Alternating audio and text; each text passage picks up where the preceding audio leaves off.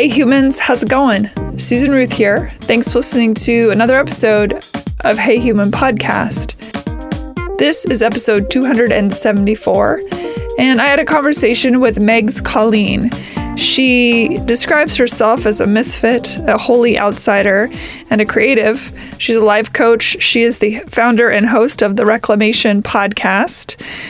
She grew up in an evangelical household, and as she grew up, she started to discover that how she felt about herself in relation to those around her and her religion and that kind of thing, it wasn't quite fitting, and she needed to do something in order to, as she puts it, reclaim herself, her reclamation journey. I don't know very many life coaches. I've always been curious about what that means.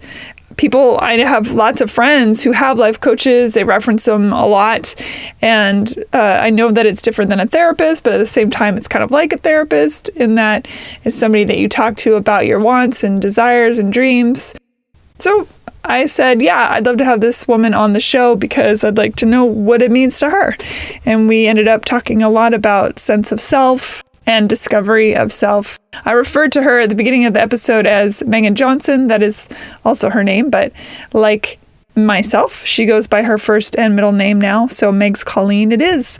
And I have information, of course, on the links page on heyhumanpodcast.com where you can find her website and how to get a hold of her and some of the stuff we talked about. So that being said, in other news, Hey Human Podcast can be found on social media, Facebook and Instagram. You can find my personal stuff under Susan Ruthism, Instagram, Facebook, and Twitter. HeyHumanPodcast.com, as I mentioned before, is where you go to find the links page. You can find a storefront and get Hey Human Podcast merchandise that helps support the show. Rate and review Hey Human on iTunes or wherever you get your podcasts. Email me, Susan at heyhumanpodcast.com. If you are into music, check out Susan Ruth on any of the places you find music. If you go to susanruth.com, you will find links as well as a place to sign up for the mailing list. And I only send those out every so often, so you will not be inundated by that. I have a lot of fun making the mailer to send out to everyone after it's done. When it's done, I think, that was fun. But before I do it, I think, I have to do this thing. You ever get like that? I'm sure you do. It's not just me. I hope it's not just me. All right, that's about it. I saw the Whirlybird movie that last week I was saying I was going to see, and it's excellent. It's stressful and high energy and intense and visually wow, because, a lot of the footage is from a helicopter. Again, Whirlybird, it's on Amazon and Apple. What is it called? Apple TV. And I don't get paid to say that. So I don't get paid to say anything. No ads on this podcast. So everything I say, I really mean. And that is no different. It was really good. It was a little bit triggering for me because there's some intense verbal stuff in there that just, I don't know, it's a lot, but it was really good. So I recommend it. Just be aware that it gets intense here and there. Thanks for listening. Stay safe out there. Be kind to each other.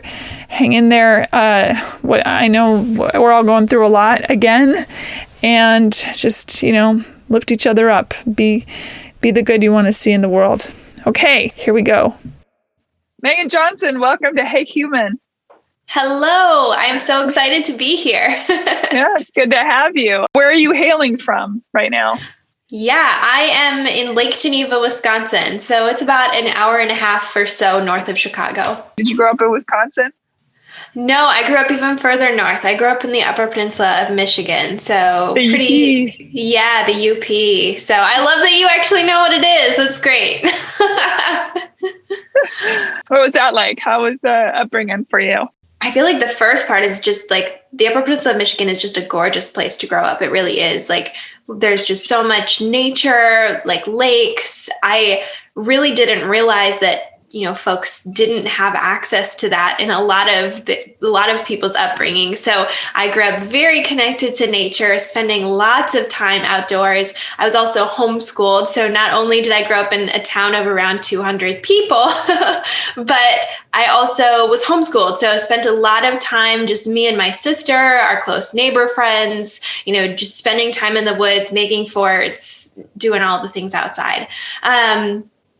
But yeah, outside of that, my upbringing was definitely had trauma for sure, had a lot of issues with, family dynamics. My parents got divorced when I was relatively young, around the age of 8. So it was very confusing. That was kind of my first experience with manipulation and gaslighting, feeling really unsure of which adult I should trust, which adult is telling the truth, which counselor is telling the truth, like who do I, actually, divulge all of my emotions and experience to, and who do I not? How do I keep myself safe? Do I, all of those different questions that really came at me at a pretty young age. So we bounced around quite a bit, living in during kind of the divorce period time, living in campers and things like that. So that was also a very interesting experience to be kind of moving around pretty frequently. And ultimately we settled in when I'm trying to remember if I was 10 or 12 or something in that age, when my mom married my stepdad. So we got to move onto his property, and that was 80 acres of woods. So that was really gorgeous. Like I said, lots of spending time in the woods. But yeah, that time period really, and I was alongside that, I was raised very conservative Christian. So like alongside my, personal life of sorts, there was kind of this religious upbringing as well, learning a lot of rules about who I should be, who I shouldn't be, how to be nice, how to be kind. You always believe the best in people, which those are all interesting narratives to have going alongside a divorce, when really I needed to trust myself and my experience at the same time. So for me, with that in mind, I really did gravitate a lot towards the church as well, though, because it provided a lot of security and safety for me at the time. It was, all of those rules and regulations and ways of moving about the world actually provided me with a lot of security that I didn't have within my home. And so I had, my phases of acting out, or I don't know, whatever you want to call it, that like kind of emo period, which I think a lot of folks went through kind of in that, I don't know, it was a phase or whatever, but also processing a lot and having some of those repressed memories coming up in my, developing years. But then I quickly learned who I needed to be accepted, who I needed to be to excel, who I needed to be to ever leave my town. And so with that, I really worked hard at my schoolwork. I graduated high school early. I started going to community college. I was a worship leader. I started my own photography business, really kind of took that track of, okay, now I understand who I need to be, and not at a cognitive level necessarily, but I knew I want to get out of here. I need to create my own path. This is what I need to do. I'm going to work for it, and I'm going to work hard to make that happen. So creativity was a huge part of my life. And so started my photography business at 15 years old and got some really beautiful mentorship in that as well. And then ultimately went to school for graphic design, an Evangelical Christian college. I should pause for a second. I'm just like diving into all of the things.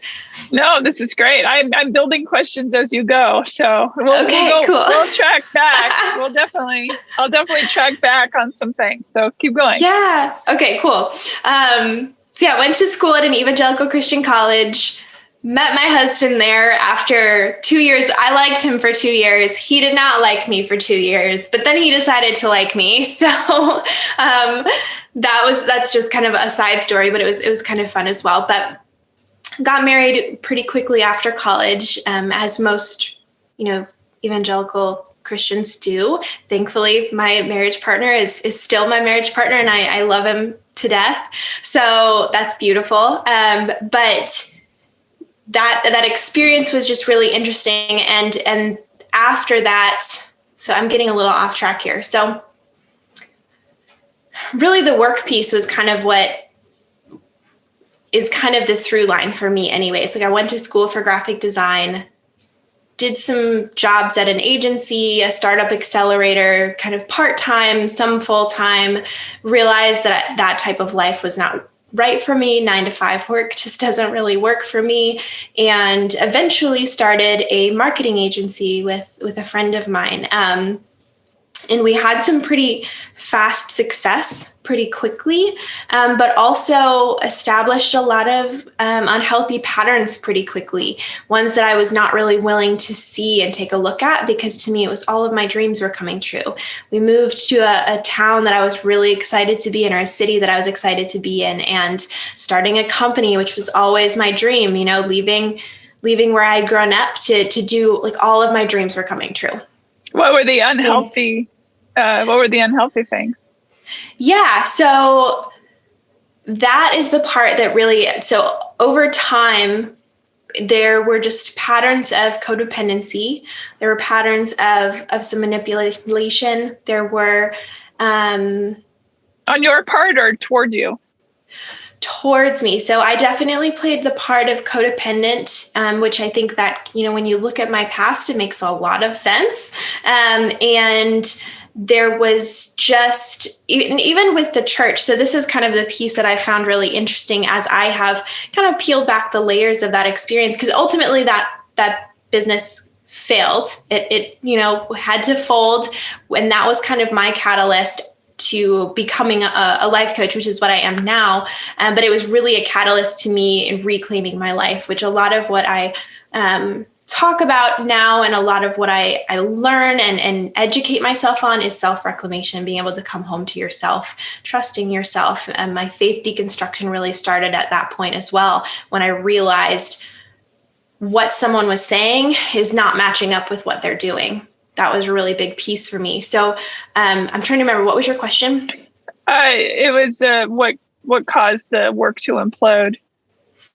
Yeah. So it was really just ultimately it kind of reached a head when I started to experience a lot of just body issues where I was fatigued all the time. I was getting migraines all the time. I had cystic acne, and all of those pieces were resulting in just, you know, I had inner turmoil. So I was constantly going over my thoughts every night, not able to sleep. What am I doing wrong? How do I need to change? What am I saying wrong? Every time I try to say something right, it comes out wrong. When I try to speak up for myself, it comes out wrong. Like all of those pieces were really ultimately when I reached out for support, I got a chiropractor and a life coach, and that it became apparent to me that I was not standing up for myself, that I was being manipulated or used, which I feel like the word manipulation is a very strong word. So I don't love using that word per se, because I think a lot of us actually do that.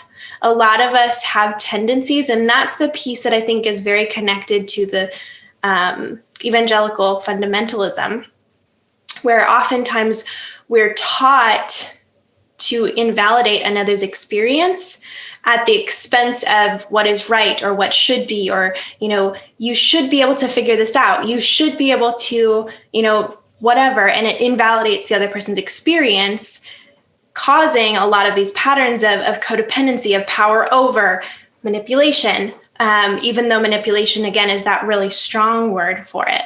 So for me, it was just kind of this slow unraveling when I was able to notice those things and starting to stand my ground, starting to use my voice, and it kind of just imploded from there.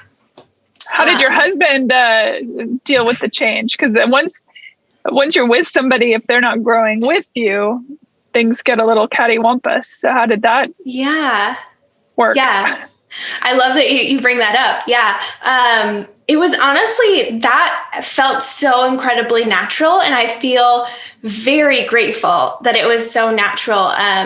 My husband and I, grew a lot together. We learned to disagree, which I think was really good. Because even when I look back on our marriage, when we first got married, was this belief that we kind of had to be on the same page all the time. Like you had to have equal yokes or whatever. And like, that's the church mindset where we have to kind of have the same belief systems.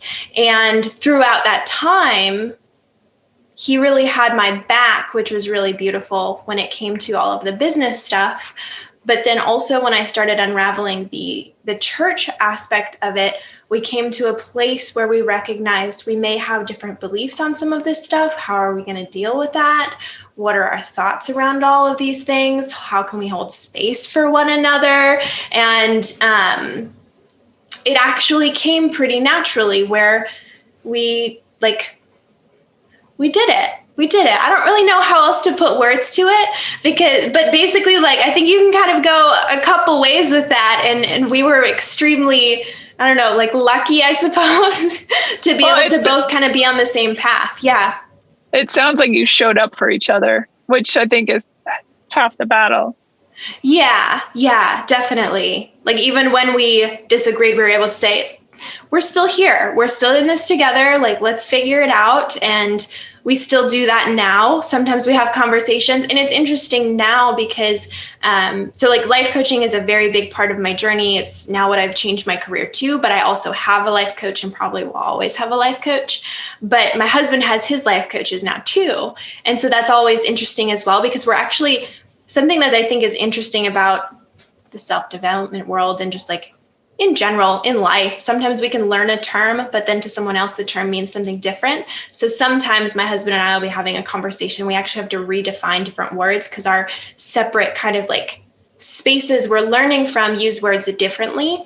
But it's just that kind of continual process of talking about things, communication, having the compassion to hear where another person is coming from.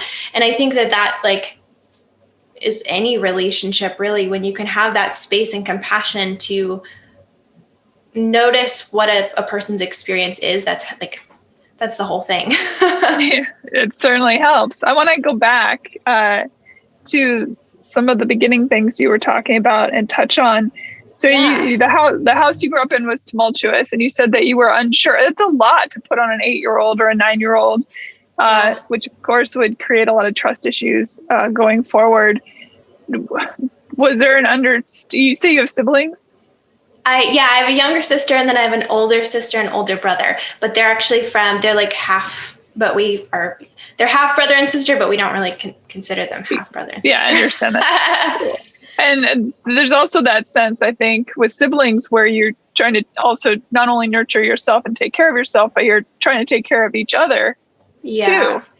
Too. Yeah. Where did you find space to be combative in that environment, to stand up for yourself, or did you just go along to get along at that point? It was a mix. I feel like most of the time I was just living from a state of confusion, trying to get people to get along. Like as a child, just like, I don't understand. Why can't everybody get along? Like, what if you looked at it? Like, and I can remember some moments just being asked to almost counsel the adults that I was with. It's like, now looking back, I'm like, oh my gosh, I tried so hard. Like, poor little, like, oh my gosh. But also like my responses were always, what you would assume a young child to say, like, well, can we get along? Like, can't you listen to each other? Like, all of that type of stuff, while at the same time also recognizing that there was something off.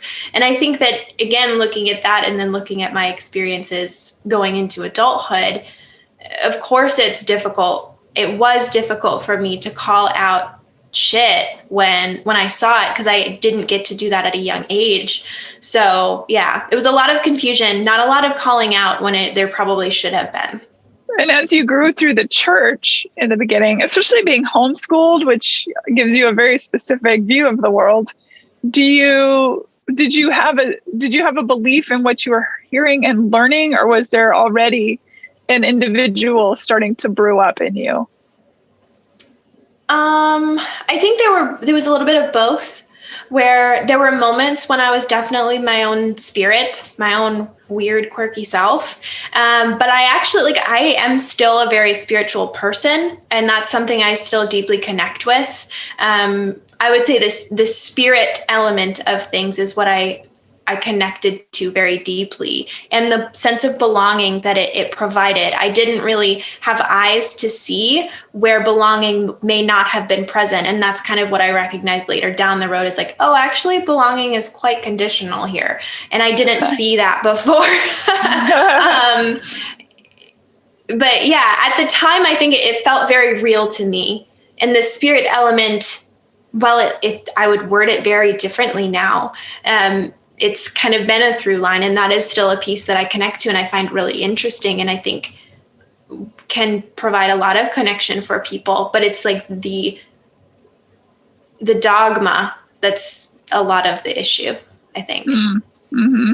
I find it interesting too that as you were talking about when you made the decision, I'm gonna, go to college, I'm going to do this thing, I'm going to be this successful person, it's going to look like this, that you were building masks also for that. You were becoming whatever it was you thought was the thing that looked like the thing. Part of it, that probably felt like in some sense self-preservation, but we all have to fashion masks because I think it's important to see what you intend to become, like the fake it till you make it thing. Yeah. It was, even when I look at that, like I feel like there's so much of both in there, where it was like, who do I need to be safe? How can I get, creating those masks so that I could move forward? And there are still threads of me in there. Like as I've gone through my, what I call my reclamation journey, as I'm reclaiming myself and rediscovering who is Megan, I don't even know, like rediscovering myself, there's threads of myself in there. The creativity, like at the core level, I'm still in there, but the way I went about it, and likely just the way I went about it maybe was different than what it would have been without the conditioning that I had. I think it's a challenging question for anyone to ask somebody, who are you? Who are you? Oh, yeah. And then when they answer, to say, why are you that? And see how far down the why are you that you can go with it. Yeah. Well, and I think we're always different people. So when we ask ourselves, well, who are you? The me that I am now is different than the me that I was before I got on this call, and so on. So I think there's a beautiful piece of that too, where we always have the opportunity to, we can get to know ourselves and we get to redefine ourselves as we desire. Poked around on your podcast. I love the idea of the reclaiming of it. So every guest is reclaiming some part of themselves within the episode. And I love that. Because as children, we are told who we are and what to do and how to think and how to breathe. Yeah. You don't even need religion for that. I mean, that's just totally. Culturally, there are so many narratives. And of course, you say, "Oh, I was raised evangelical," and that immediately to anyone listening is like, "Oh man, that's," unless you were raised in that, and then it's like, "Oh yeah, I get that." There's always a picture in one's mind when somebody says, totally. I am blank. But I do love those ideas, those concepts of reclaiming certain parts of oneself that you may not even know aren't there until you stumble over it. Mm-hmm. Yeah, definitely. It's been super interesting. And I do love that part of the podcast, getting to hear what different people are reclaiming. And there's always, like, depending on where you came from and your story, it's beautiful to see how everyone has a different reclamation story. Everyone has something different to reclaim. Like for me, I wouldn't say that body image, of course I'm insecure at times. It wasn't like a huge part of my story. Mine was more mindset, like my brain and how I think. Like I had to reclaim that and reclaim, those parts of me. So it's interesting to see how we each process the world differently. And that's where we're all unique. And so that's always really cool to hear and very eye-opening, because I feel like there's large pieces of ourselves that we can be reclaiming, but there's also small pieces, like a word that maybe comes to us from culture or, different products that we've inserted into our lives. And they, we've defined ourselves potentially around a type of, product that we purchase that we think we need, and we can actually reclaim and look at that differently too. There's just all the different things, which I think is interesting. When you look at marketing, we're told you need this to be whole. You need this to be beautiful. You need this product. You need this thing. You need this water. You need this item. You need this clothing. And that was my whole job, was to pitch things to people that essentially told them you need this in order to be whole, that you need this to be worthy. And so I think oftentimes we have to reclaim ourselves from the marketing that's around us. So that's part of that cultural stuff. So we may think that we need this product in order to be worthy, but the reality is you're already worthy. You're already whole. And that's, I think the piece is like, that's the core level. And we get to kind of peel back all of the many layers and the many items and the many stories we've been told along the way to kind of come home to that piece of, I'm already whole and I'm already worthy. I'm enough, like just myself. A multi-billion-dollar industry doesn't want you to feel whole. That is for sure. Oh yeah, for sure. It's funny. I think about people who are therapists, for example. Generally, the therapists I know became therapists because they were trying to touch a part of themselves that they were trying to figure out. And then we'd learn everything about ourselves through others and all that jazz.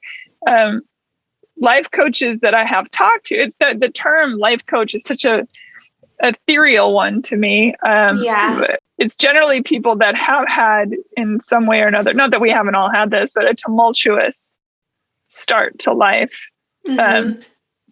So my question is, why do you think what you're doing is the thing that is the thing for people to help them? I love the idea of reclaiming a sense of self. But when you and I first talked about coming on the show, I was like, well, the life coach thing isn't that interesting to me. What's behind it? What was the impetus to it is what's the interesting thing to me.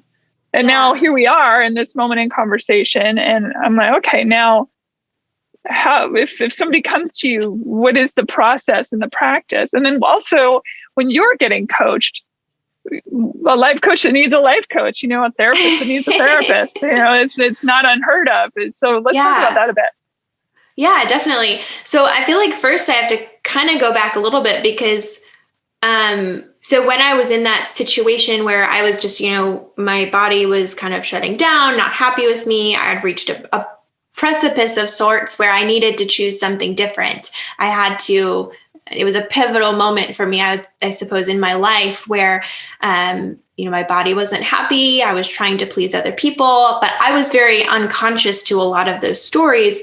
I just thought I needed to change, that I was the problem. Life coaching came into my awareness and it was mentioned to me. And so I was like, well, I'll hire a life coach. I was I don't know. I feel like I attracted the perfect life coach for what I needed at the time.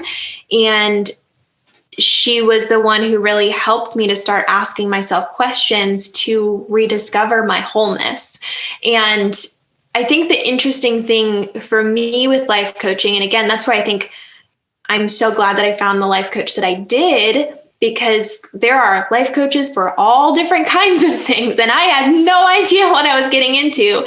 Just hired the first life coach that I found that I was like, oh, I like her pictures. Cool. Well, great. I'm so glad that I hired the right one because now I know so much more about it.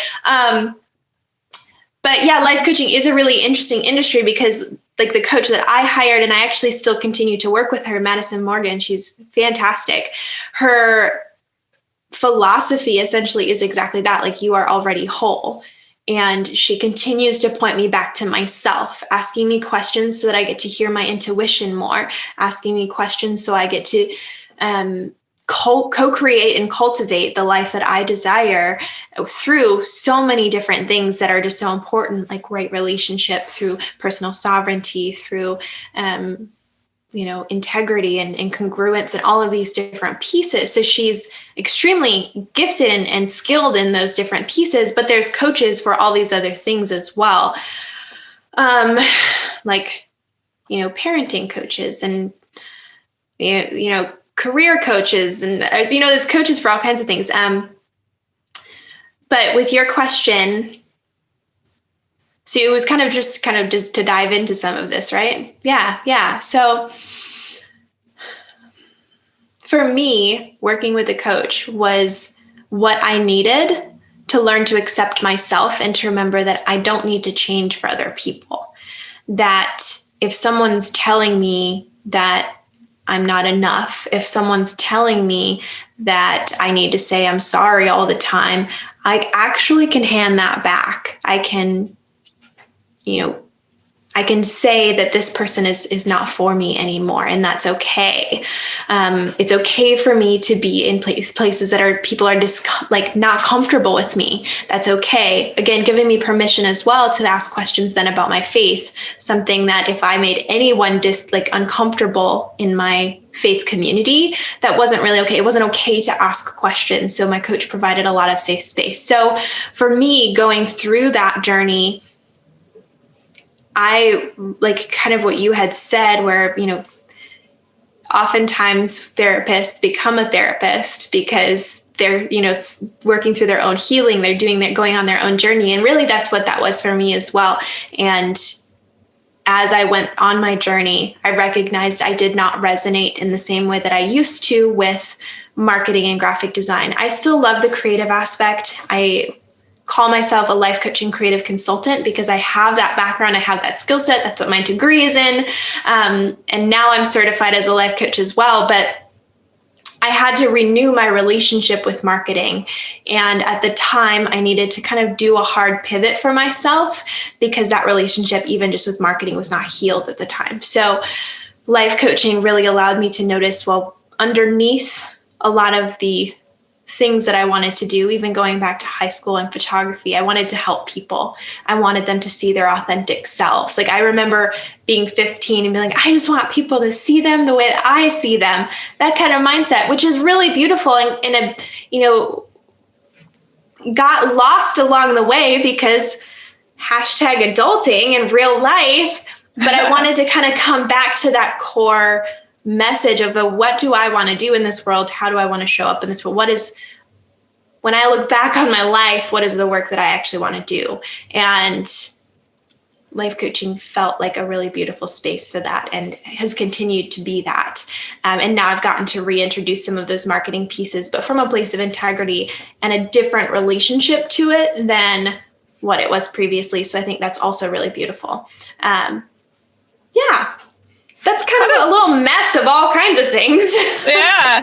How does one learn to be a life coach? That's always fascinated me as well. You sit in a classroom and someone says, this is the ABCs of basic therapy and the ABCs of basic, Jungian philosophies and, things like that? Or what's the gist? Life coaching is such an interesting industry because it's not regulated yet. So there is the International Coaching Federation that seeks to regulate it a bit more. And then there are a lot of people, you can call yourself a life coach without any certification or education. And there are a lot of kind of branches underneath that. So there's smaller spaces that offer certification with, such and such a company or such and such a whatever. So I am certified with Beautiful You Coaching Academy. I'm also getting certified as an NLP practitioner.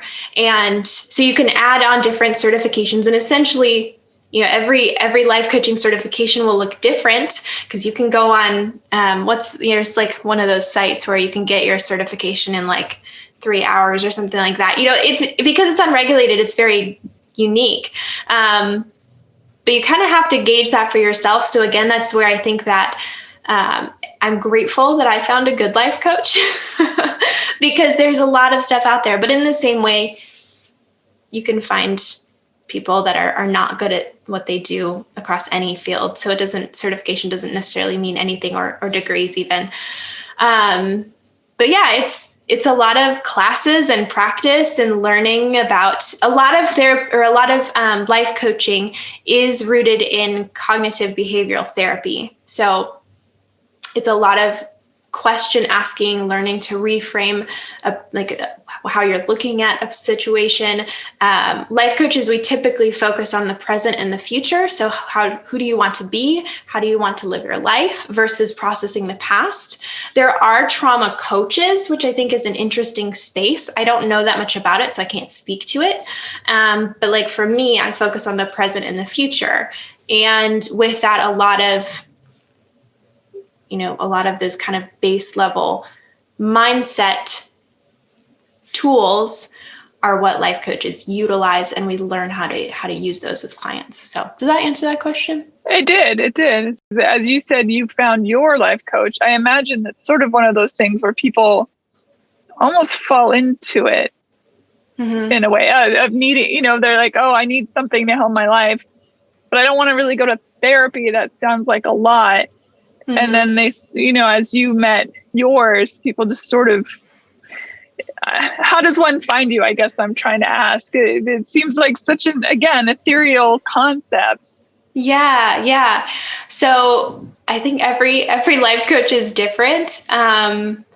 A lot of my clients come from friends of friends. They also come from master classes and workshops that I teach. So as part of my own marketing and sales strategy, I, host workshops, I host master classes, I do my personal power reset, things like that to like get myself out in front of people. But every life coach is different. But yeah, a lot of my clients have come from those spaces, Googling all that good stuff. So yeah. I feel like that's similar to therapy in some ways, where you may Google something and find somebody serendipitously, I suppose.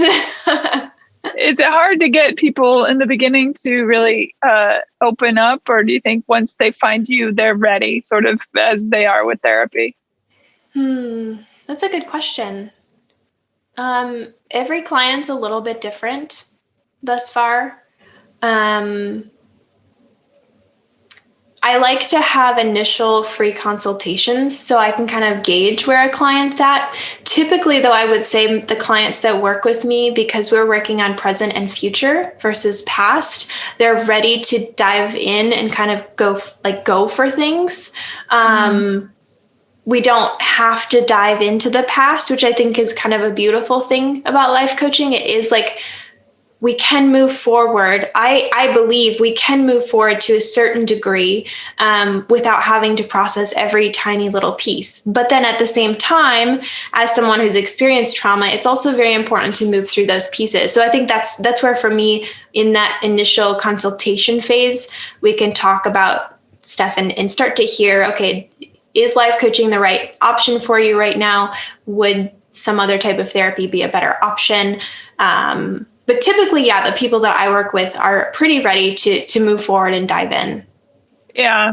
Let's get back to your past again. Yeah. Is there a rift at all in your family because you have moved out of the church purview and things like that? Or did they accept the fact that you are reclaiming yourself?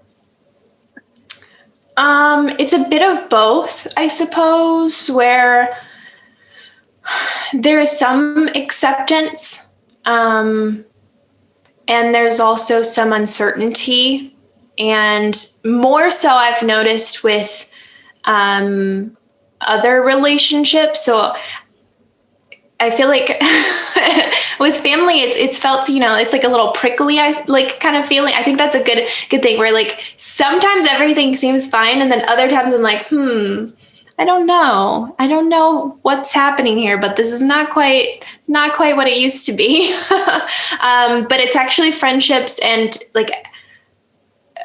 kind of those outer relationships that took more of a hit, and that I've noticed. But I try to just hand those back. Especially when I started becoming more public about it, I would receive DMs and things like that, reminding me that I'm a sinner, that I can't trust my heart and things like that. How do you respond to that? When you get that kind of stuff, what's your response generally? I either don't respond, depending on who it is. If I don't really know them, I'll block them. That's what it's for. And again, depending on who they are, I may just say, hey, this is my, my boundary is I would prefer if you don't bring this up. Like I would not come into your space and do this to you. Please don't do the same to me. I will block you if you do, that sort of thing. It really just depends on the person, though, kind of gauging what type of boundary I need to set. Yeah. I'm always amazed at how people feel personally threatened by someone else's private life. Yeah, it's really interesting. And like people that you don't really even know, maybe have never even talked to in person, suddenly are like in your space. You're like, well, why are you here? I don't even know you. Yeah, it's very bizarre. What are the plans for your future? Where are you headed? Oh gosh, that's a good question. All the places, all the things. Currently I'm in a certification program in NLP, which is neuro-linguistic programming, and I'm really excited about that. Just ongoing growth. I have a lot of goals for myself, but I'm also part of my process, I think, has been accepting as well that I like to hold things a little bit more loosely than I used to.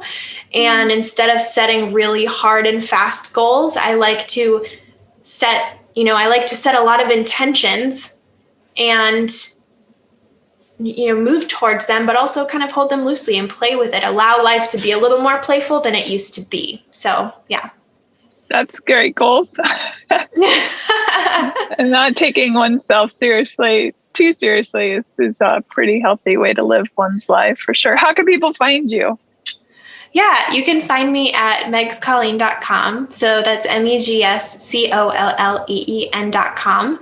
And I'm Megs Colleen, just at Megs Colleen, kind of across social media. I spend the most time on Instagram, though I spend less time on Instagram than I used to, because it's beautiful to be on podcast interviews where I get to talk with real people and you guys get to listen in, and it's great. We get to have more nuanced conversation than just on Instagram. So also podcast interviews. I love doing those. So. Oh yeah. Talk about your podcast a little bit.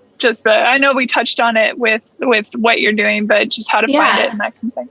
Totally. So my podcast is called the Reclamation Podcast. You can find it kind of across all podcast platforms, or thereclamationpodcast.com. And every month, so I've been trying to get really consistent with the first of every month, I will release at least one episode, sometimes more, but usually just one or two. So it's a lot of work. It is. Right? It's a big commitment. It's fun, but yeah. For sure. Yeah, I get that. Now, do you prefer the Megs Colleen? Is that, or because I referred to you as Megan Johnson, which is the name that when we first met. So, what's your preference? All of the above. So typically in a conversation, people call me Megan. Some people call me Meg. I'm good with both of those. Megs Colleen is kind of my brand name. Colleen is my middle name. And that was the name of my aunt. And so it still feels very close to my heart, which I love that it's part of my brand in that way. But yeah, typically in a conversation, I'm Meg or Megan. So. Okay. Well, that's good to know. I have a friend in Nashville named Megan Johnson, also a redhead. So, look at that. I know. I have a question about when people come, or anyone listening, let's just strike that.